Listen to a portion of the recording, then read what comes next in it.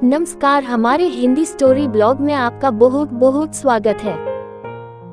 गरुड़ पुराण अनुसार मृत्यु के बाद शव को इन 3 कारणों से अकेला नहीं छोड़ना चाहिए। 1. सूर्यास्त के बाद हुई है मृत्यु तो हिंदू धर्म के अनुसार शव को जलाया नहीं जाता है। इस दौरान शव को रात भर घर में ही रखा जाता और किसी न किसी को उसके पास रहना होता है। उसका दाह संस्कार अगले दिन किया जाता है।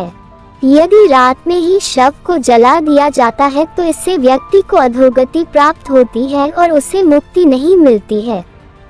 ऐसी आत्मा असुर, दानव अथवा पिशाच की योनि में जन्म लेते हैं। 2. यदि किसी व्यक्ति की मृत्यु पंचक काल में हुई है तो पंचक काल में शव को नहीं जलाया जाता है। जब तक पंचक काल समाप्त नहीं हो जाता तब तक शव को घर में ही रखा जाता है और किसी ना किसी को शव के पास रहना होता है। गरुड़ पुराण सहित कई धार्मिक ग्रंथों में उल्लेख है कि यदि पंचक में किसी की मृत्यु हो जाए तो उसके साथ उसी के कुल खानदान में 5 अन्य लोगों की मौत भी हो जाती है। इसी डर के कारण पंचक काल के खत्म होने का इंतजार किया जाता है, परंतु इसका समाधान भी है कि मृतक के साथ आटे, बेसन या कुछ सूखी घास से बने 5 पुतले अर्थी पर रखकर इन 5 का भी शव की तरह पूर्ण विधि विधान से अंतिम संस्कार किया जाता है। ऐसा करने से पंचक दोष समाप्त हो जाता है।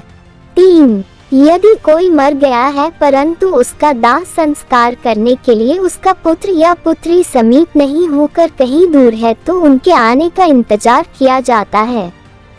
तब तक शव को घर में ही रखा जाता है और किसी ना किसी को शव के पास रहना होता है। कहते हैं कि पुत्र या पुत्री के हाथों ही दाह संस्कार होने पर मृतक को शांति मिलती है, अन्यथा वह भटकता रहता है। शव के अकेला नहीं छोड़े जाने के 3 कारण। 1.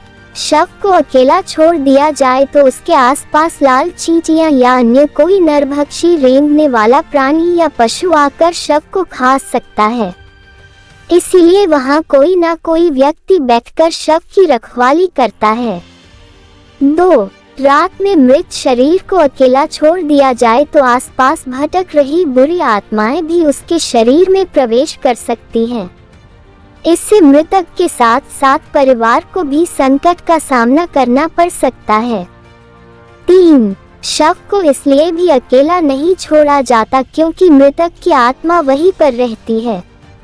जब तक उसका शरीर जल नहीं जाता तब तक उसका उस शरीर से किसी ना किसी रूप में जुड़ाव रहता है।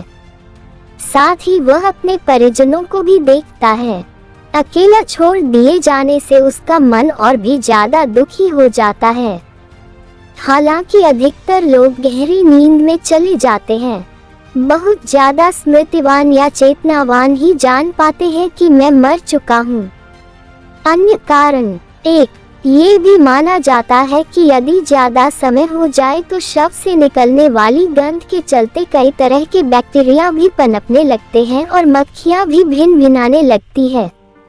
इसलिए वहां इस दौरान अगरबत्ती की सुगंध और दीपक भी जलाया जाता है। 2.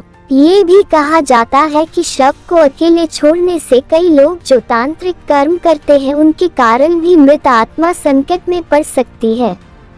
इसलिए भी कोई ना कोई शव की रखवाली करता रहता है।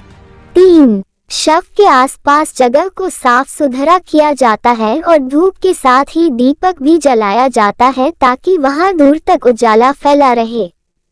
इसका भी यह कारण है कि मृतक कहीं अधोगति में नहीं चला जाए, क्योंकि रात्रि के अंधकार में अधोगति वाले कीट पतंगे, रेंगने वाले जीव जंतु और निशाचर प्राणी ज्यादा सक्रिय रहते हैं। उस दौरान आत्मा यदि गहरी तंद्रा में है तो उसके अधोगति में जाने की संभावना भी बढ़ जाती है। उम्मीद करते हूँ हमारी ये वीडियो अच्छी लगी होगी। ऐसी ही और वीडियो देखने के लिए चैनल को सब्सक्राइब, लाइक और शेयर जरूर करें। आपका बहुत बहुत धन्यवाद।